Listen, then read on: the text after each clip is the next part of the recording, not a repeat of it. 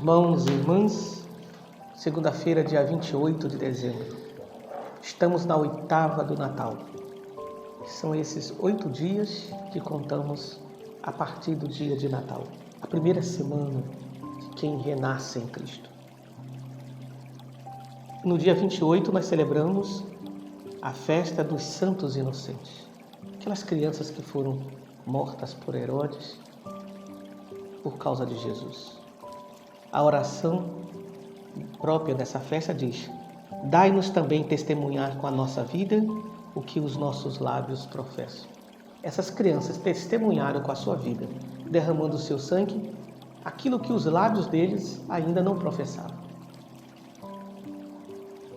E quando a gente vê um massacre de crianças, e hoje também um massacre de tantas pessoas, tantos conflitos, tantas guerras, tantas pessoas que lucram com a guerra, e tantos outros massacres de discriminação étnica, de gênero, religiosa, e podemos fazer uma legião de massacres, de pessoas sofrendo por causa disso.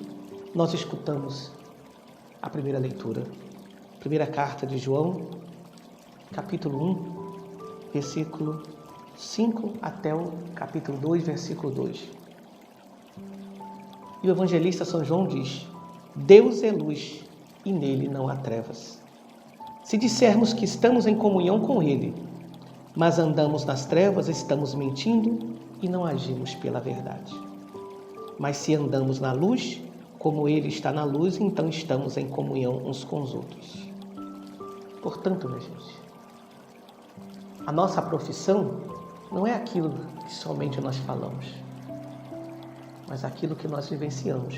Podemos falar bonito de Jesus, podemos falar coisas maravilhosas, mas se a nossa vida também não fala, a gente honra com os lábios e o nosso coração expressa que o nosso coração está longe do Senhor.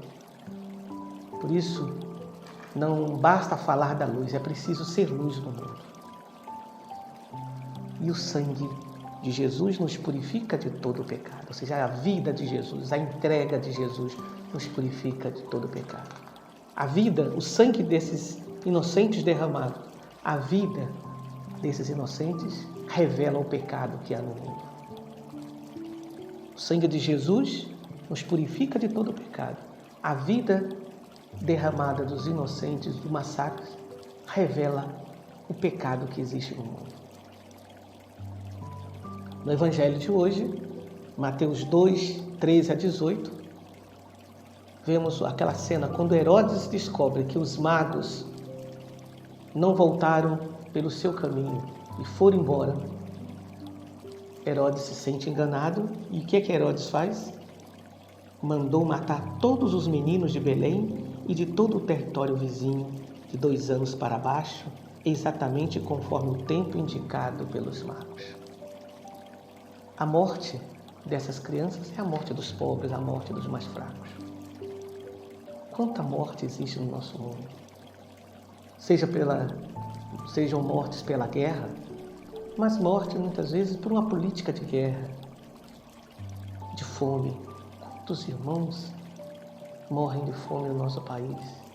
Morrem por não terem as condições mínimas, por uma política que muitas vezes se pensa numa elite e não pensa no bem comum, como nos lembra o Evangelho, como nos recordou o Papa Francisco em Fratelli Tutti. Por isso, nós, quando olhamos para este menino no presépio, somos chamados a olhar para tantos outros meninos, para tantas outras pessoas que não têm lugar para ele na hospedaria do mundo. Por isso, digamos: Sacratíssimo Coração de Jesus, eu confio em vós. Nossa Senhora do Sagrado Coração, esperança dos desesperados, rogai por nós. São José, exemplo e padroeiro dos amigos do coração de Jesus, rogai por nós. E que desça sobre todos vós, por intercessão de Santana, padroeira de nossa diocese, a bênção do Deus de infinita misericórdia, Ele que é Pai, Filho e Espírito Santo.